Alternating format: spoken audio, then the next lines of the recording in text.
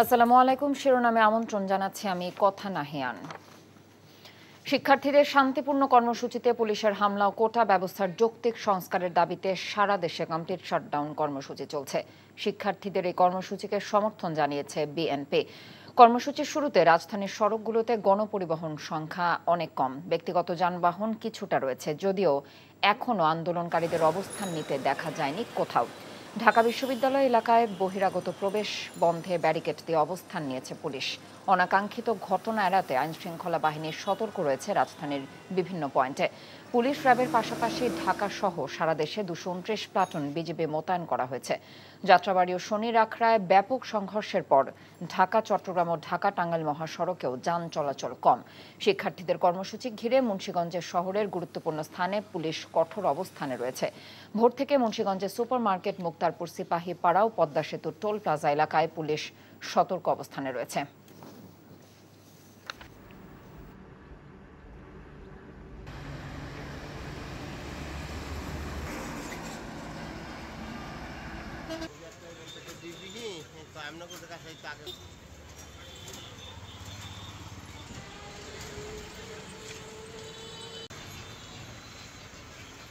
এখন জন্ম সনদ দিয়ে খোলো বিকাশ স্টুডেন্ট অ্যাকাউন্ট।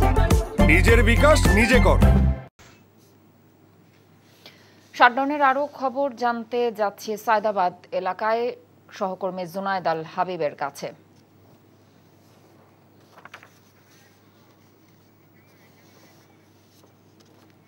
জুনায়েদ, কমপ্লিট শাটডাউনে আপনি সড়ক মহাসড়কে যান চলাচল কেমন দেখছেন? আসলে আপনি জানেন যে আজকে আন্দোলনকারী শিক্ষার্থীদের পক্ষ থেকে কমপ্লিট শাটডাউন রাখা হয়েছে এবং সকাল থেকেই আমরা রাজধানীর বিভিন্ন সড়কে আসলে আমরা দেখছি, তা লক্ষ্য করছি তাদের আন্দোলনের কার্যক্রম। তবে এখন পর্যন্ত যে আন্দোলনকারী শিক্ষার্থীরা রয়েছেন তাদের কোনো কার্যক্রম আমাদের চোখে পড়েনি। তবে তাদের ডাকা যে আন্দোলন, সে আন্দোলনের প্রভাব কিন্তু আমরা সড়কে দেখতে পাচ্ছি। বিশেষ করে ঢাকা শহরের যে অভ্যন্তরীণ যানবাহনগুলো রয়েছে, অধিকাংশ যানবাহনে আমরা দেখেছি আজকে পাবলিক যে বাসগুলো রয়েছে সেগুলো একেবারেই বন্ধ রয়েছে। বিআরটিসির 2টি বাস রাস্তায় চলাচল করছে। এছাড়া ব্যক্তিগত গাড়ির সংখ্যাও হাতে গোনা, খুবই কম। একান্ত প্রয়োজনে যাদের প্রয়োজন তারা হয়তো ঘর থেকে বের হচ্ছেন। আর কিছু রিক্সা আমরা আসলে সড়কে দেখছি চলাচল করছে। আর এই মুহূর্তে আমি অবস্থান করছি রাজধানীর সায়দাবাদে, যেখান থেকে আপনি জানেন যে ঢাকা থেকে দেশের বিভিন্ন গন্তব্যের উদ্দেশ্যে আসলে বাসগুলো, দূরপাল্লার বাসগুলো ছেড়ে যায়।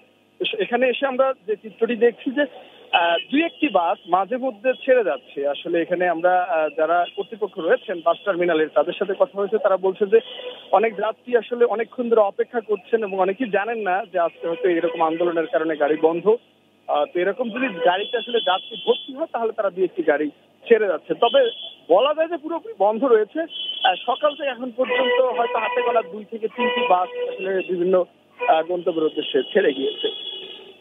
এছাড়া এখন পর্যন্ত পরিস্থিতি খুব স্বাভাবিক রয়েছে। গতকাল যে অবস্থা ছিল বা তার আগের যে কয়েকদিন যেই এক ধরনের থমথমে অবস্থা ছিল, এখন পর্যন্ত আমরা দেখছি যে পরিস্থিতি স্বাভাবিক রয়েছে। আইন শৃঙ্খলা রক্ষাকারী বাহিনী রাজধানীর বিভিন্ন গুরুত্বপূর্ণ মোড়ে মোড়ে কিন্তু তারা অবস্থান নিয়েছেন এবং তারা সতর্ক অবস্থানে রয়েছেন যে আন্দোলনকারীরা যে কোনো ধরনের অপ্রীতিকর ঘটনার যদি মুখোমুখি হয় তারা হয়তো সেখানে প্রতিরোধে যাবেন।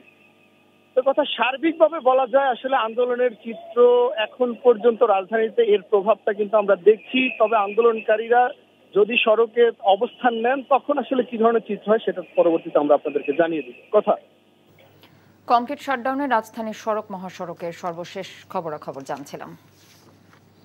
শিরোনামে এটুকুই। এই খবরের ভিডিও সহ আপডেট জানতে ভিজিট করুন এনটিভি অনলাইন www.ntvbd.com। এছাড়াও এনটিভির জনপ্রিয় সব অনুষ্ঠান ও খবরের আপডেট জানতে ভিজিট করুন আমাদের ইউটিউব এবং ভেরিফাইড ফেসবুক পেজ। 12টার মধ্যাহ্নের খবর দেখার আমন্ত্রণ রইল। ধন্যবাদ সবাইকে।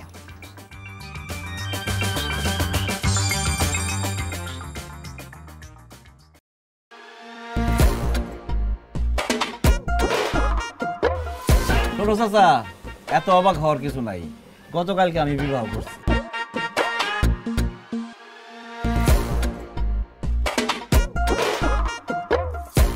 কিরে বিয়া করে ফেলালি, দাও তো দিলি না। চা খাইবেন? আজকে সারাদিনের জন্য চা ফ্রি। আমাকে এলাকার মানুষজন ভালো, খুব একটা খারাপ না। তো 2-1টা আছে ভাইরাস। ভাবি কি অন্ধ নাকি? না, মনের চোখটা ভালো আছে।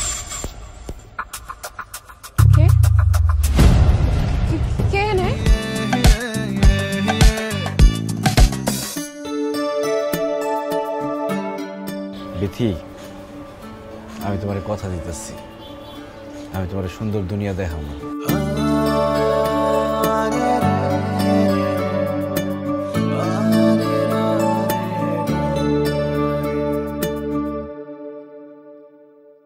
এখন জন্ম সনদ দিয়ে খোলো বিকাশ স্টুডেন্ট অ্যাকাউন্ট।